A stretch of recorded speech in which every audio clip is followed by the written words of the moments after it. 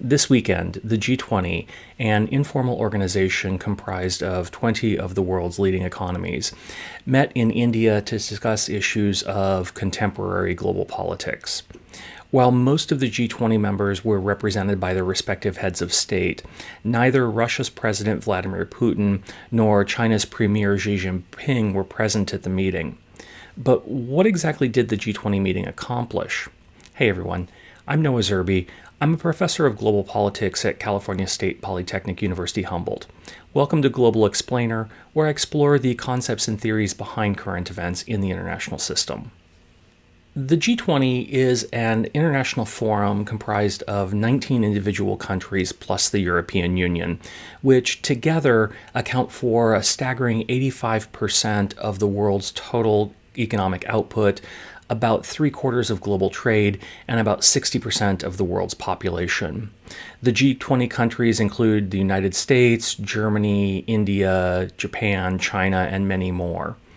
The organization was originally founded in 1999 in response to the Asian financial crisis, primarily as a platform for finance ministers and officials to discuss economic stability.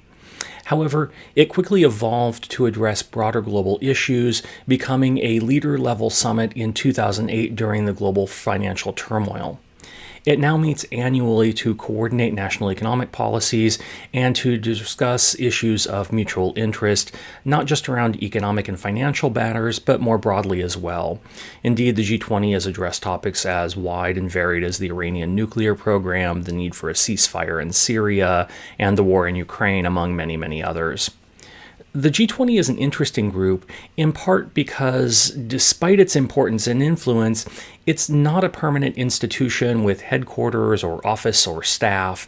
Instead, leadership of the group rotates among the individual member states on an annual basis, with the leading country responsible for organizing the organization's annual meeting. As the current leader of the group, India hosted this year's meeting, and next year's meeting will be hosted by Brazil, which takes over leadership of the group from India in November. Decision-making within the G20 operates on the basis of consensus, essentially affording each country a veto over the decisions of the group. Implementation of the decisions of the group essentially depend on the political will of the member states, and because of this, the organization is sometimes slow to act. An example of this slowness came about in this weekend's meeting. A number of Western countries had been pushing the G20 to issue a statement condemning Russia's invasion of Ukraine.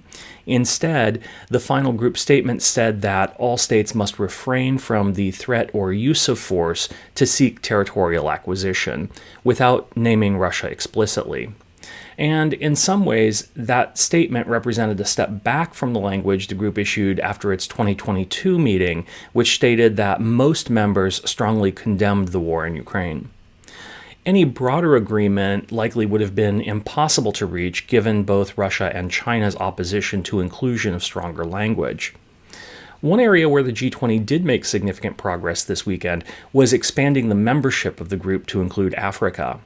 Previously, the African Union had participated in the G20 as an invited international organization, a status that placed it in the same category as the International Monetary Fund, the World Bank, the World Trade Organization, the United Nations, and others. But following a decision by the G20 at its meeting this weekend, the African Union now enjoys full permanent membership, joining the European Union as the only regional organization in that category.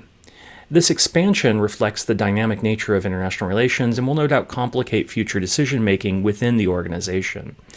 At the same time, the move also is a reflection of growing U.S. efforts to counter the influence of China, and specifically its Belt and Road Initiative, which has provided billions of dollars in loans and funding for infrastructure development to countries around the world.